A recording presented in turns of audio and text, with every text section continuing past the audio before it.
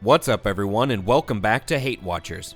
Today we forge on ahead with our coverage of Halo Season 2 with Episode 4, Reach. Let's get right into things. Spoilers ahead. We pick up with Vanek, who's gone the Nikola Tesla route, falling in love with pigeons when life gets too hard, when in the distance, he sees that life is about to get a little bit harder.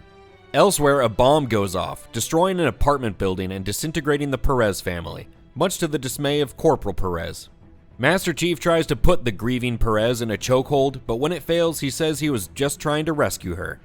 Here lies the Perez family, big fans of family barbecues and lowriders.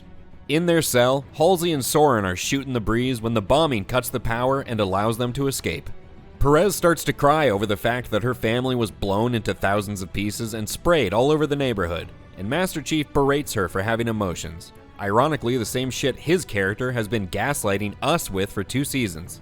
Some camouflaged elites start chucking people like trash, so Master Chief takes down the most cartoony looking one. Stronghand, in the meantime, realizes he must trust Halsey in order to escape. Master Chief cracks a joke in the middle of this life or death situation, which is just so Master Chief-like.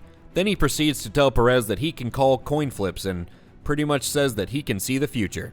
They come across an old bat who refuses to leave her antique shop, and Master Chief, humanity's greatest weapon who needs to join the fight as soon as possible, takes the time to listen to her rant about how if we give up everything, our possessions and our history, then we are nothing. Halsey also takes the time to slow down their own escape to talk about Stronghand's kid, and then she gives him a gift to take back to his son. Master Chief reaches Gaza and gets some Marines killed per usual before meeting up with Riz. Blind-ass Beefy Wonder is not helping matters by randomly blind-firing a grenade launcher around the city, and his boyfriend is literally here on the battlefield for emotional support. Plasma rains down from the sky as this pseudo-squad moves forward unto dawn, and they find themselves in a building surrounded by energy sword elites. They must be playing on legendary mode, because the game only used to spawn like 2 of these guys at a time. Even Master Chief can't keep up with legendary mode, so he says F this, and, hoping to kill himself and reset the difficulty, he jumps out a window. Uh-oh, Covenant. Y'all just committed a hate crime. Beefy Wonder, now without his boyfriend, sacrifices himself to blow up a Covenant tank, which of course happens off-screen. Halsey takes Stronghand to Club Cortana, where Halsey claims to know the owner. But when she's reunited with Cortana, she just says, "Run, bitch! Run!" Fingernail Sword Girl comes out of nowhere and picks up Cortana and leaves, and Halsey and Stronghand get bounced from Club Cortana. Master Chief, Riz, and Perez reach the base, and Perez stops the nice building flow of action to nag Master Chief. Hey, wait. Is that it? Are you just gonna go off to fight without saying anything? Then he tosses her a quarter and tells Perez he highly values her help. Master Chief wants to get suited up, but their gear, get this, is missing. Because of course Master Chief will be out of his armor in the most action-packed episode of this show so far. Admiral Keyes admits that he was wrong, and that the UNSC and O&I brass knew of the Covenant's coming attack, but right now, they're doing everything they can to stop the Covenant from glassing the planet. Stronghand picks up Halsey, and she says, "Can I have my hand back?" And he's like, "Bitch, don't be making hand jokes to me. Have you seen my hand? Can I have my hand back?" Perez mulls over being only worth a quarter at a time when gas is $5. Admiral Keyes gives an inspiring speech to the troops, but its weight is undercut by all the hot air he's spewing. When I look at your faces, I see the very best of who we are as a people. The enemy is at our gates. We will not be able to hold him back forever. Today, all he needs is the warrior inside of him. Keyes tells everyone that everyone here will die today, but worry not. Master Chief is here to die alongside you. Then Keyes punctuates his speech by dropping another F-bomb from orbit. Show those scaly bastards they fucked with the wrong planet! The sparsely geared Spartans head to a bridge to make their last stand, like Tom Hanks in Saving Private Ryan. Halsey reaches her boy toy Admiral Keyes, and Stronghand plays third wheel. Things start to heat up on the bridge when the show finally addresses Miranda Keyes, who's been missing and unmentioned for 4 episodes. Halsey tells Keyes that Fingernail Sword Girl McKee is not dead and has Cortana. Strong Hand hears a gang of jackals making fun of his strong hand, and he starts blasting them fools. Master Chief and the Spartans leave the bridge, like Tom Hanks in A Bridge of Spies. Keyes ejects the fuel lines so the ship full of civilians can leave, and as it's leaking gas into the hangar, he tells the Covenant to put this in their pipe and smoke it. Some Covenant ambush the survivors who put them all down, before the boss of this level comes in and Master Chief decides to try and solo him. Some peon intervenes and pays the price, and then McKee intervenes and stops Master Chief from getting killed, so he can be conscious and see Vanek's heart explode. How nice. McKee then just leaves without even being like, "Hey Master Chief, thanks for the nice dong."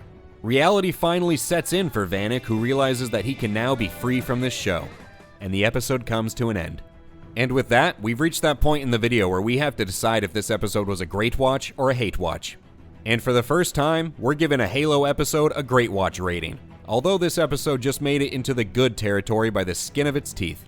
And that's more likely just from all this show's problems fading into the background during all the action in this episode, rather than the show actually turning a corner. You can still see the same fatal flaws in this episode, and that the creators still don't understand what people wanted out of this show, but this episode was certainly palatable on its own. As can be expected with an episode showing us the fall of Reach, the infamous Covenant invasion of this human world, there was a very solid amount of action from beginning to end. And there's actually some pretty good action to be found here and there in this episode.